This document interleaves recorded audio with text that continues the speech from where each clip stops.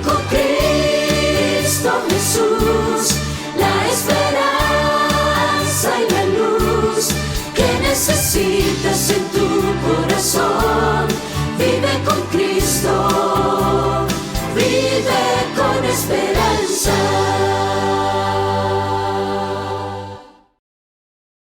Es un motivo de gran alegría estar nuevamente contigo y los tuyos en este segmento de Descubra la Biblia, donde siempre solemos abrir las Sagradas Escrituras y extraemos gemas para estos tiempos. Ahora, algo que de verdad está llegando a filtrarse en las fibras más íntimas de la sociedad es esto. Cuando Dios pida desobediencia. Vemos que los gobiernos están conmocionados, polarizados. Vemos que se para un líder y dice cualquier cosa y no interesa a quién hiere y con quién arrasa. Vemos que se formulan leyes, órdenes ejecutivas alrededor del mundo que afectan a la sociedad a veces, y no solamente a la sociedad, sino a toda una nación y a las familias contemporáneas, en la economía, pero especialmente yo diría, en la estabilidad emocional de la sociedad. ¿Será que algún día Dios va a pedir que seamos desobedientes a la sociedad, a esas leyes o a esos líderes que están empujando al ser humano hacia el precipicio?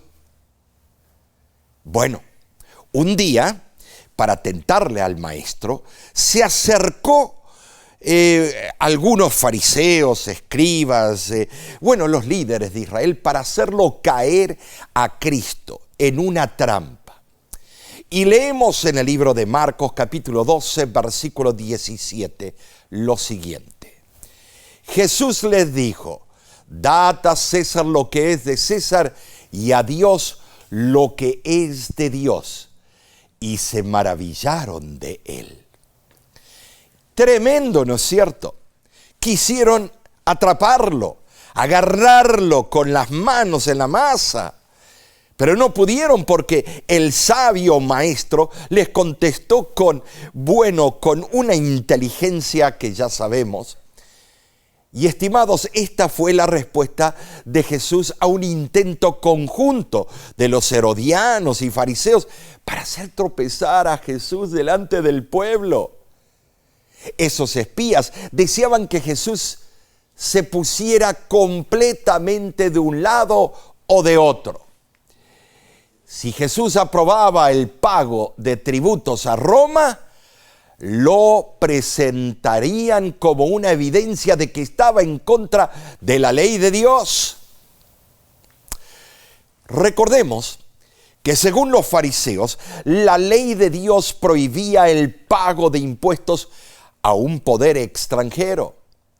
La intención de los fariseos era que Jesús perdiera la aceptación popular como Mesías.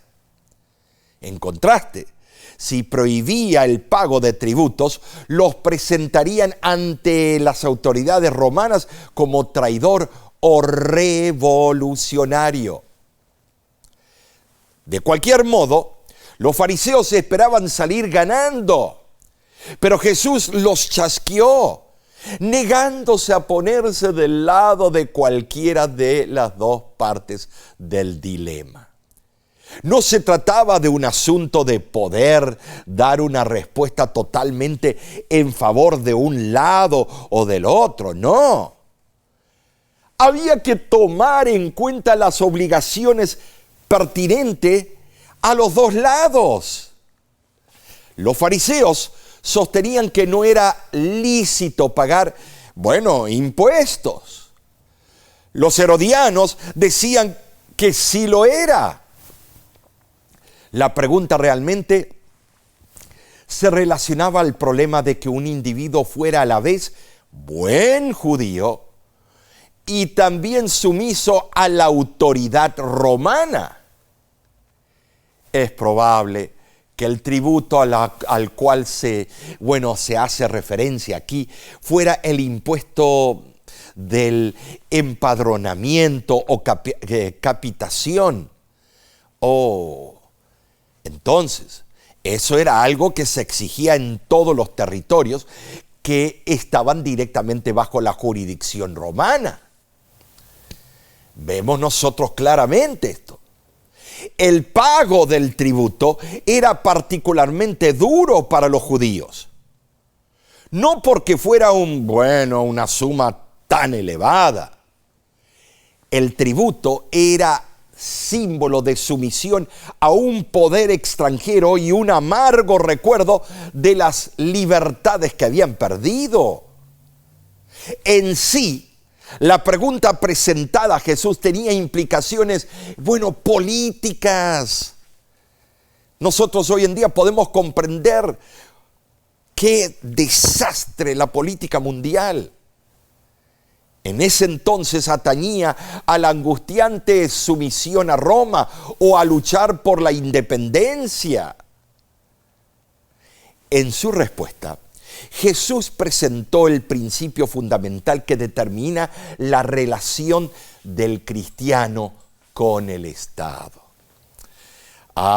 Estimados, no debemos desatender los justos requerimientos del Estado, porque existe lo que es de César.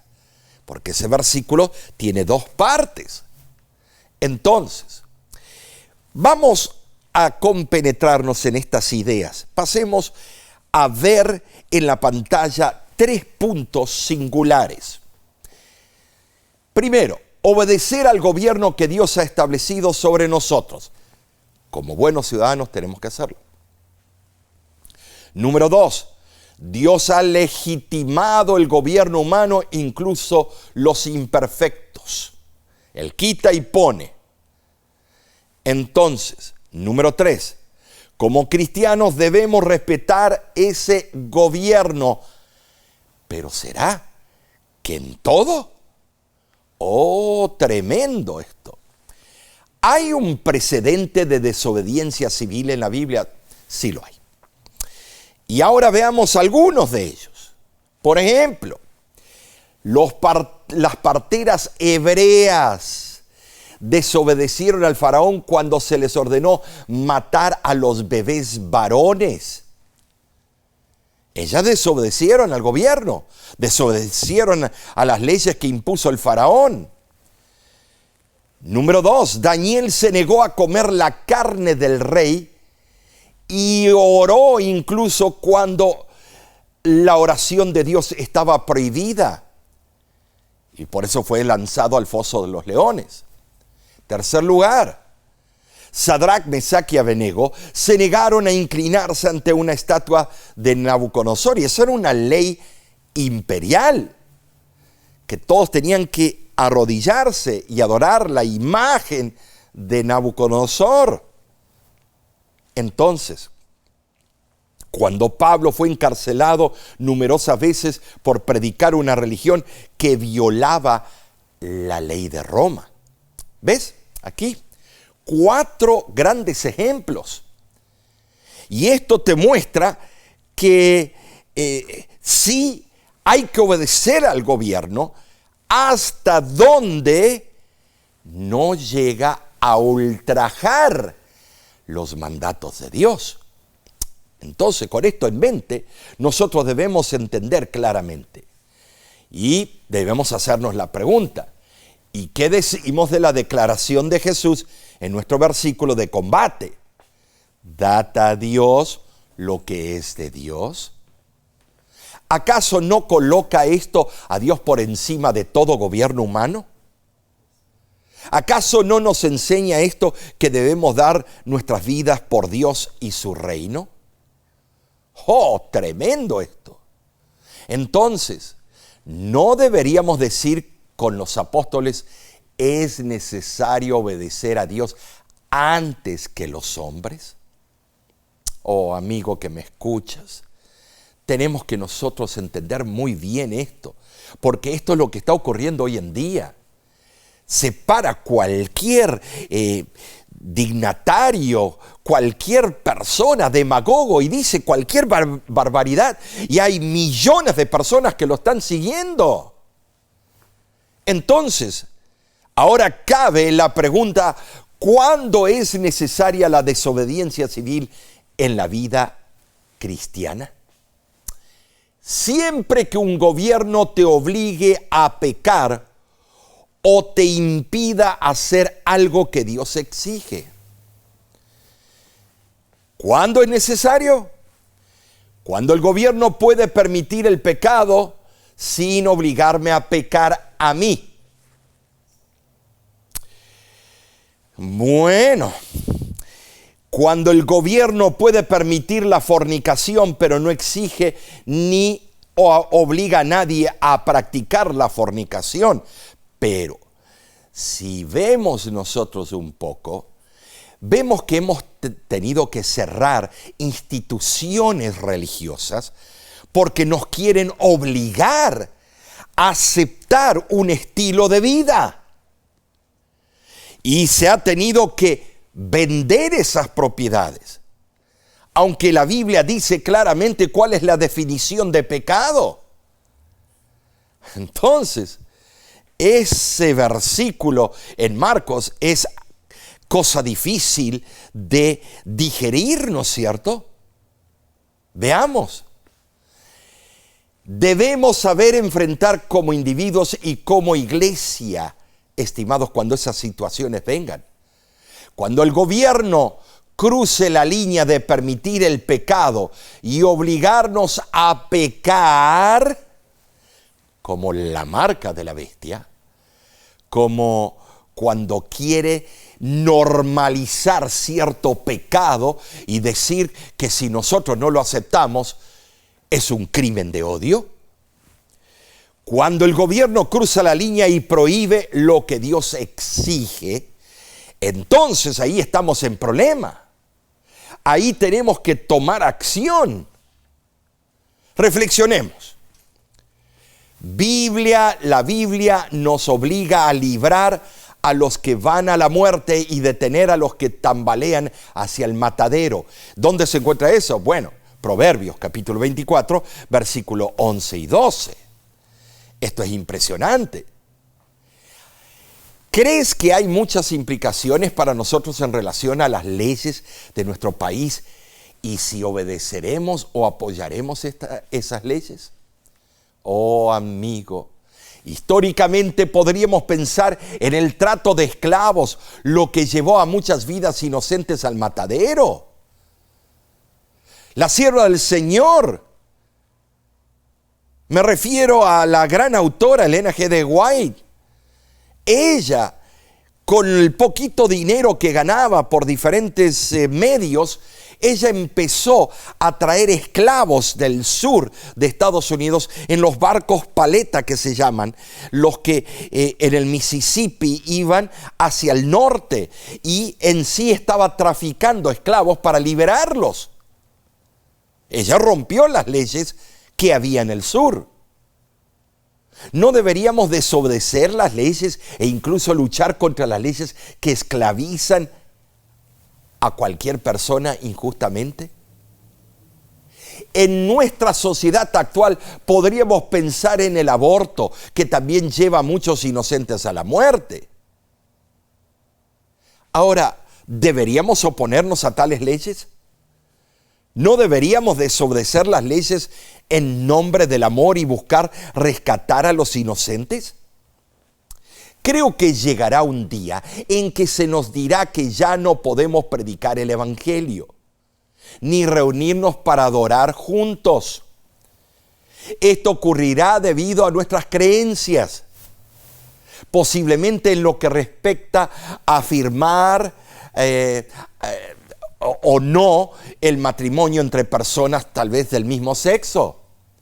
Ese día ya no es solo un escenario de apocalipsis, está cada vez más cerca de convertirse en realidad. ¿Qué haremos? ¿Seguiremos predicando? Ahora, ¿Por qué no volvemos y vemos algunos de los conceptos mencionados? Y para ello, veamos, dijimos, el gobierno de cada nación está legitimado e incluso ordenado por Dios. ¿Estamos de acuerdo? O fue permitido por Dios. Podemos aclararlo. Está en el poder porque Dios lo ha permitido, pero Dios es nuestra máxima autoridad. ¿Te das cuenta? Además, no existe una nación o gobierno cristiano, aunque se llamen que son cristianos. Estimados, a donde hay mentira no es un verdadero cristiano. Y la política se basa en mentir y disfrazar la mentira con la verdad. Por lo tanto, como cristianos debemos esperar oposición y entender que estamos viviendo en el exilio en Babilonia, este mundo, sin importar en qué país vivamos. Amigo que me escuchas, la posición predeterminada del cristiano es vivir en obediencia a su gobierno, vivir vidas tranquilas y pacíficas para no provocar al gobierno en nuestra contra, como lo afirma Pablo en 1 de Timoteo capítulo 2, versículo 2 y 1 de Tesalonicenses 4:11.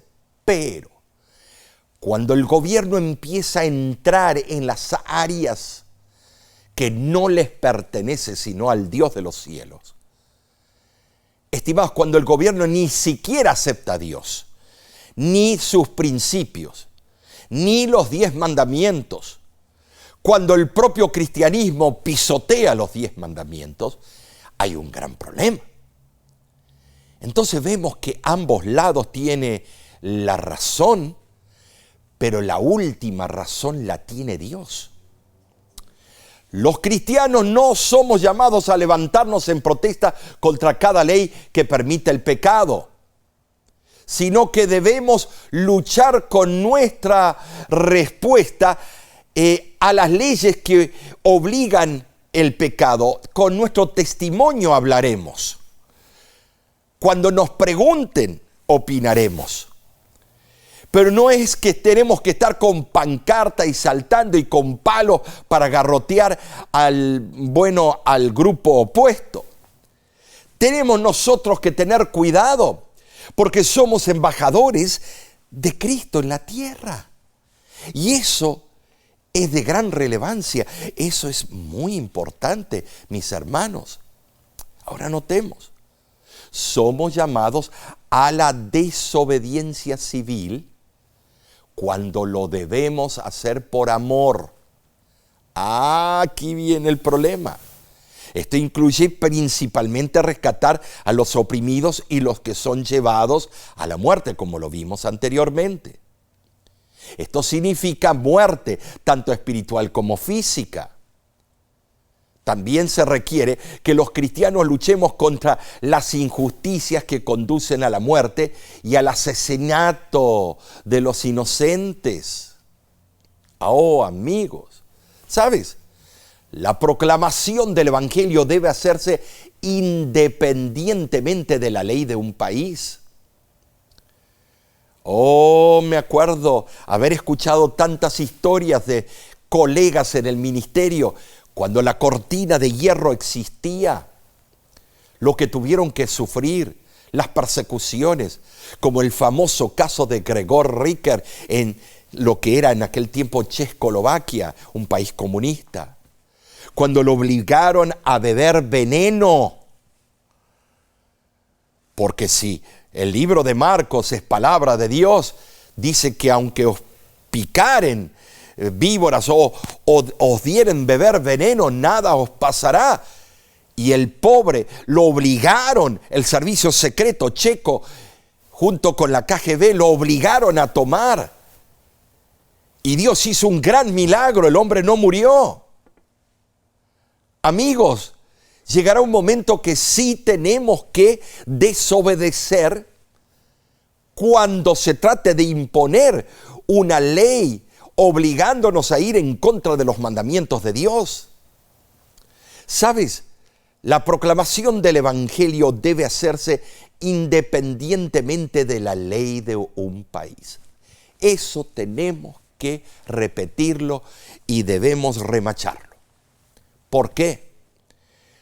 Porque, estimados, cuando predicamos estamos nosotros respondiendo a nuestro jefe, a nuestro Rey soberano, Cristo Jesús. Pero veamos otro concepto mencionado. Siempre que sea posible, los cristianos debemos utilizar el sistema de justicia vigente para generar cambios que eviten o corrijan las injusticias. Podemos utilizar el sistema legal para luchar contra el sistema legal. Entonces, amigos, sí debemos utilizarlo. Sí debemos luchar por los derechos humanos. Sí debemos nosotros utilizar esos mecanismos. Cuando te roban, vas a llamar a la policía. Cuando hay un fuego, vas a llamar a los bomberos. Ahora, esto es importante. Los cristianos debemos practicar la desobediencia civil, pero no violenta. Esto fue modelado, por supuesto, por nuestro Salvador y por los apóstoles. Cristo Jesús nunca fue su revolución violenta. Fue una revolución aquí en la mente, en el intelecto, en el corazón, en los sentimientos. El pueblo judío quería que sea violenta, que sea una revolución bélica, que se asesine a todos esos pérfidos romanos. Pero cuando Dios habla de su justicia, es una justicia diferente a la justicia de los hombres. Ellos predicaron incluso cuando era en contra de la ley, pero nunca se levantaron con violencia contra sus gobernantes opresores, nunca. Cuando el cristianismo se metió en la política, después del año 538, y empezó a regir las vidas de los seres humanos y a tener fuerzas militares representando a la iglesia, allí se vio el verdadero carácter de lo malo cuando se dejó a un lado la voluntad de Dios. Ellos predicaron incluso cuando era en contra de la ley. Estimados, pero vemos nosotros claramente, confiaron en Dios para recibir protección y vivieron con fe, creyendo que su verdadera vida y su lugar los esperaban más allá de sus propias muertes. Hermanos, hermanas, la autoridad de Dios es suprema. Entonces, la lealtad máxima del cristiano debe ser para con Dios. Claramente el cristiano coopera con las autoridades superiores, porque por Dios han sido establecidas. Entendiendo esto, el pago del tributo a César no puede ser contrario a la ley de Dios, como lo pretendían los fariseos. Pero hay ciertas cosas en las cuales César, es decir, los gobiernos terrenales, no tienen derecho de interferir.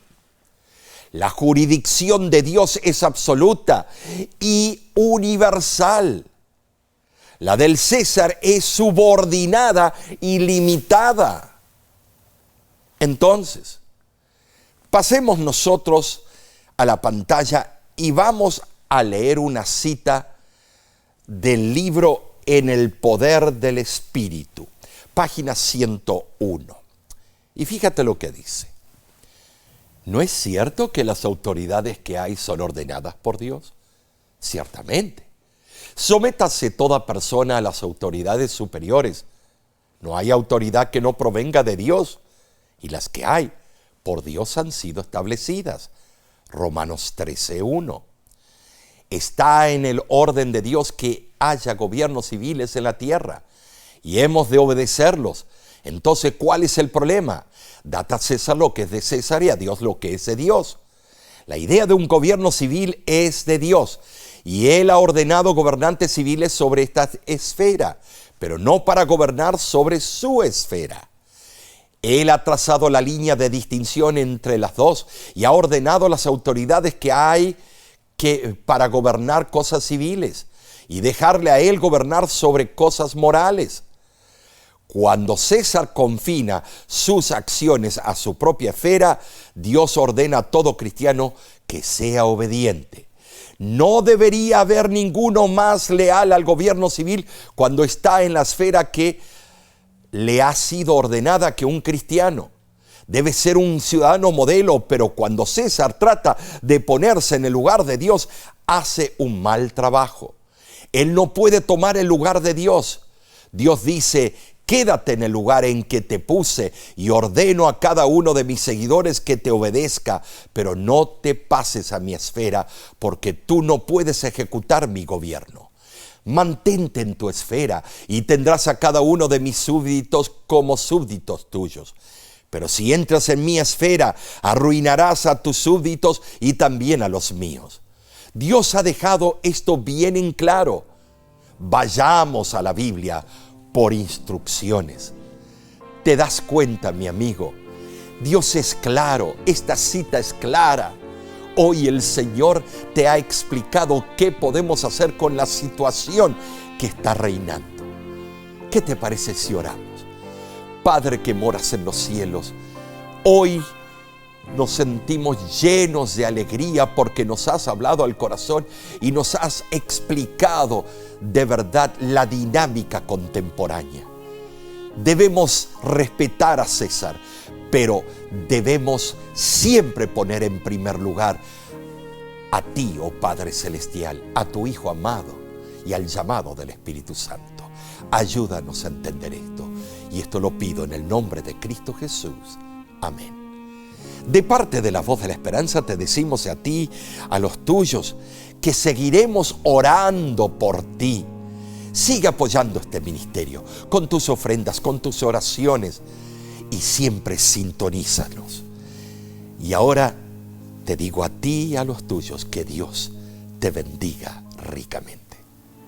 La voz de la esperanza, al grito del corazón, alcanza al herido y lo entrega a Dios. La voz